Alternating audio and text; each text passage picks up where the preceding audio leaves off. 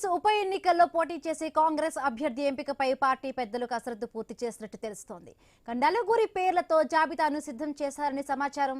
Party పెద్దలు చేసిన short list లో నవీన్ యాదవ్, సిఎన్ రెడ్డి, బొంతు రామ్మోహన్, అంజన్ కుమార్ పేర్లున్నట్లుగా చెబుతున్నారు. ఈ జాబితాను కాంగ్రెస్ అధిష్టానానికి పీసీసీ పంపనుంది. కాంగ్రెస్ హైకమాండ్ అభ్యర్థి పేరును ప్రకటించనుంది.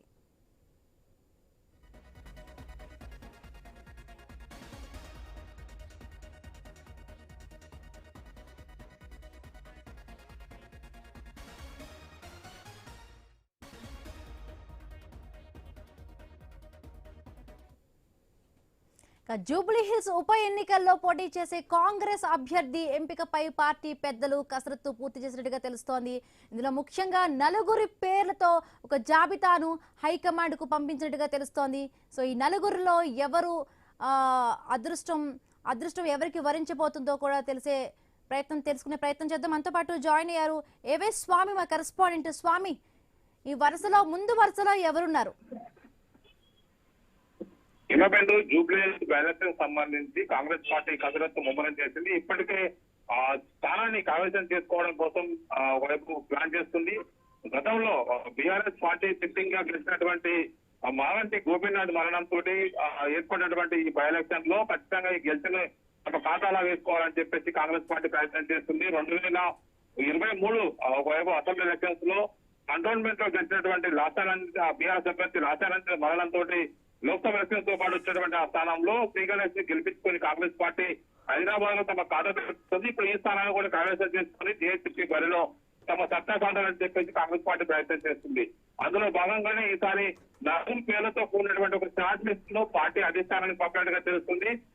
పిసిసి రాష్ట్ర వ్యవహారాల ఇన్ఛార్జ్ మీనాక్షి నటరాజన్, పిసిసి అధ్యక్షులు బొమ్మ మహేష్ కుమార్ గౌడ్, సీఎం రేవంత్ రెడ్డి, ఇప్పుడు సీఎం బట్టి విక్రమార్క, ఇతర మంత్రులంతా కూడా అన్ని రకాల అంశాలను పరిశీలించిన తర్వాత బీఆర్ఎస్ పార్టీ ఇప్పటికే మాగంటి గోపీనాథ్ సతీమణి మాగంటి సునీత గోపీనాథ్ పేరు ప్రకటించింది. వైపు ప్రచారంలో వారంతా కూడా ముందుకు దూసుకుపోతున్నారు.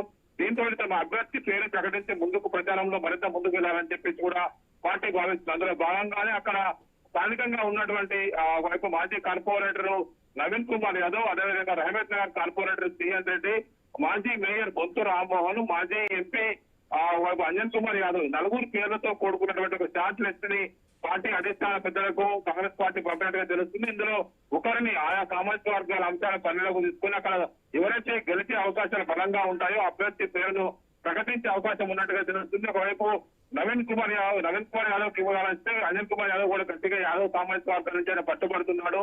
తనకు కూడా నగరంలో అవకాశం ఇవ్వాలని చెప్పేసి అంజన్ కుమార్ కోరుతున్నారు. నగరం నుంచి ఎవరు మంత్రులు లేకపోవడంతో కూడా ఇక్కడ గెలిచిన అభ్యర్థికి మంత్రి పదవి దక్కే అవకాశం ఉందని చెప్పేసి కూడా అందరూ అనుకుంటున్న తరుణంలో చాలా మంది కూడా ఇక్కడ నుంచి పోటీ చేయాలని చెప్పేసి కూడా భావిస్తున్నారు. ఇక్కడ ఇప్పటికే మంత్రులు తుమ్మల నాగేశ్వరరావు, ఇటు BC welfare minister Ponnam Prabhakar, మరో మినిస్టర్ గడ్డం వివేక్ వెంకటస్వామి ఇక్కడ మొత్తం ఎలక్షన్ ని వైపు కోఆర్డినేట్ చేస్తూ ఉన్నారు.